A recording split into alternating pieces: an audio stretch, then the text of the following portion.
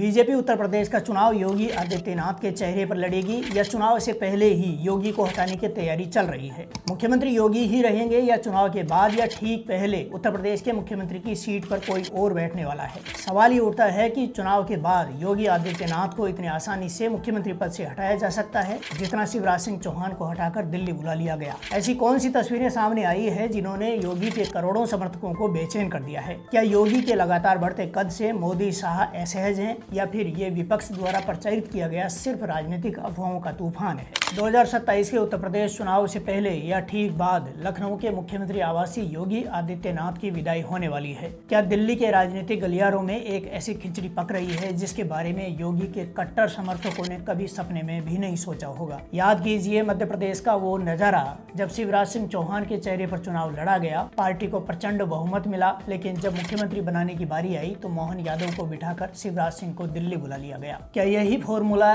उत्तर प्रदेश में भी दोहराया जाने वाला है? आज हम इस वीडियो में उन तस्वीरों की इनसाइड स्टोरी बताएंगे जिसने लखनऊ से लेकर दिल्ली तक के सियासी पारे को सातवें आसमान पर पहुंचा दिया है। उत्तर प्रदेश में अगले साल के शुरुआत में विधानसभा चुनाव होने वाले हैं। बीजेपी की केंद्रीय टीम से लेकर खुद मुख्यमंत्री योगी आदित्यनाथ अपनी अपनी तैयारियों में जुटे हुए हैं, लेकिन इस बीच ऐसी तस्वीरें सामने आई हैं जिन्होंने योगी समर्थकों को बेचैन कर दिया है। पहली तस्वीर में भाजपा के राष्ट्रीय अध्यक्ष नितिन नवीन लखनऊ में गाड़ी से उतरते हैं। उनके स्वागत के लिए सामने एक लाइन में उत्तर प्रदेश के मुख्यमंत्री योगी आदित्यनाथ और उनके ठीक बगल में डिप्टी सीएम केशव प्रसाद मौर्य हाथ में गुलदस्ता लिए खड़े हैं। प्रोटोकॉल और राजनीतिक शिष्टाचार कहता है कि पहला गुलदस्ता सूबे के मुख्यमंत्री योगी आदित्यनाथ से लिया जाना चाहिए था, लेकिन हुआ इसके बिल्कुल उलट। नितिन नवीन ने पहले योगी आदित्यनाथ को एक तरह से अनदेखा करते हुए सीधे केशव प्रसाद मौर्य की तरफ बढ़े और उनसे पहला गुलदस्ता लिया। इस दौरान योगी आदित्यनाथ के चेहरे के भाव,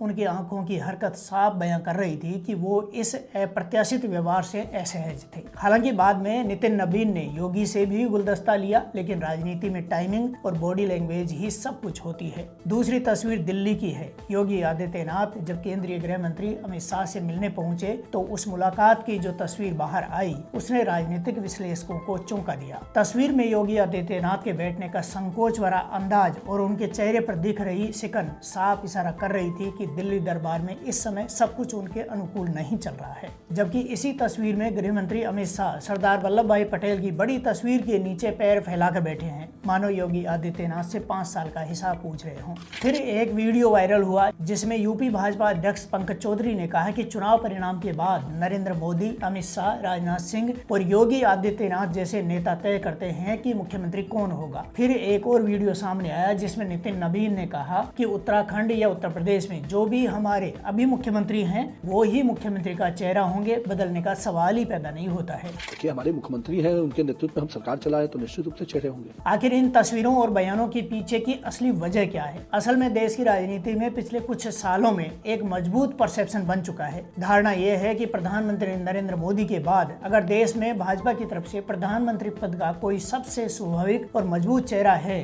तो वो योगी आदित्यनाथ हैं। लेकिन राजनीति की बिसात पर मोहरे इतनी आसानी से नहीं चलते। हर नागरिक जानता है कि नरेंद्र मोदी और अमित शाह के पावर में रहते योगी का ये रास्ता इतना आसान नहीं होने वाला है। पिछले 4 दशकों में नरेंद्र मोदी के साथ बिना किसी सवाल के, बिना किसी लालच के, मोदी को राम मानकर लक्ष्मण के जैसे हमेशा हर निर्णय में बिना शर्त रहने वाले आधुनिक चाणक्य अमित शाह को ही मोदी अपना उत्तराधिकारी देखना चाहेंगे। ये बात जग जाहिर है कि केंद्र सरकार के हर बड़े संकट को टालने और पार्टी के चुनावी रणनीति बनाने का काम अमित शाह ही करते हैं। इतना सब कुछ होने के बाद भी अमित शाह की राह में सबसे बड़ा पेंच है। अगर हम जमीनी हकीकत की बात करें तो अमित शाह के पास वो देशव्यापी जनाधार नहीं है जो नरेंद्र मोदी या योगी आदित्यनाथ ने हासिल किया है। योगी की लोकप्रियता आज उत्तर प्रदेश तक सीमित नहीं है, बल्कि त्रिपुरा से लेकर कर्नाटक और महाराष्ट्र से लेकर बंगाल के चुनाव तक उनकी भारी मांग रहती है। और यही वो त्रिकोण है जो इस समय भाजपा के अंदरूनी समीकरणों को सबसे ज्यादा प्रभावित कर रहा है। इतिहास गवाह है कि 2017 में जब उत्तर प्रदेश में भाजपा की सरकार बनी थी तो उत्तरांचल में योगी के जादू के साथ ही पूरी तरह से पीएम मोदी के करिश्मे की जीत थी।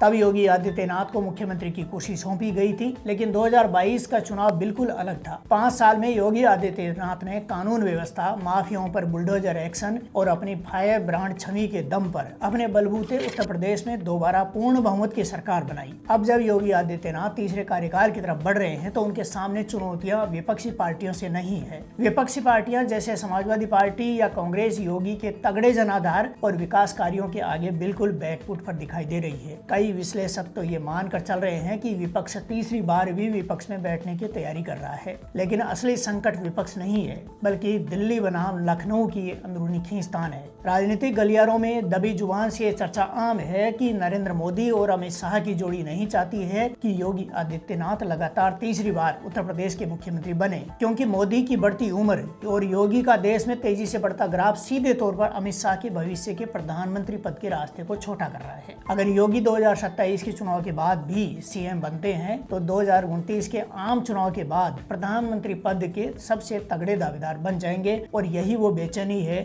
जो इस समय दिल्ली बीजेपी के शीर्ष नेतृत्व को परेशान कर रही है। ठीक इसी तरह की अफवाह और खबरें 2022 के विधानसभा चुनाव से ठीक पहले भी उड़ी थी कि योगी को बदला जा सकता है और यूपी के 3 टुकड़े करने का काम किया जा सकता है, लेकिन तब ऐसा कुछ नहीं हुआ और योगी ने अपना दूसरा कार्यकाल सफलतापूर्वक पूरा करने की तरफ कदम बढ़ा दिए हैं। किंतु एक बात हमेशा याद रखनी चाहिए कि नरेंद्र मोदी और अमित शाह की जोड़ी की राजनीति में कुछ भी पूर्वानुमान लगाने योग्य नहीं होता है। पिछले 12 सालों में इस जोड़ी ने ऐसे ऐसे फैसले लिए हैं जिन्होंने न सिर्फ विपक्ष को बल्कि खुद भाजपा के बड़े बड़े नेताओं को हैरान कर दिया है। क्या पता उत्तर प्रदेश का आगामी चुनाव योगी आदित्यनाथ के चेहरे और उनकी लीडरशिप पर ही लड़ा जाए। योगी रात दिन एक करके भाजपा को ऐतिहासिक बहुमत दिला दें, लेकिन जैसे ही नतीजों के बाद मुख्यमंत्री चुनने की बारी आए तो दिल्ली में एक नया लिफाफा खुले और मध्य प्रदेश की तरह किसी नए चेहरे को उत्तर प्रदेश की गद्दी सौंप दी जाए। राजनीति में इसे सरप्राइज एलिमेंट कहा जाता है और मोदी शाह इसके उस्ताद माने जाते हैं। इन तमाम चर्चाओं और कयासों के बीच एक हकीकत यह भी है कि 2029 से पहले योगी आदित्यनाथ के साथ ऐसा कोई भी आत्मघाती रिस्क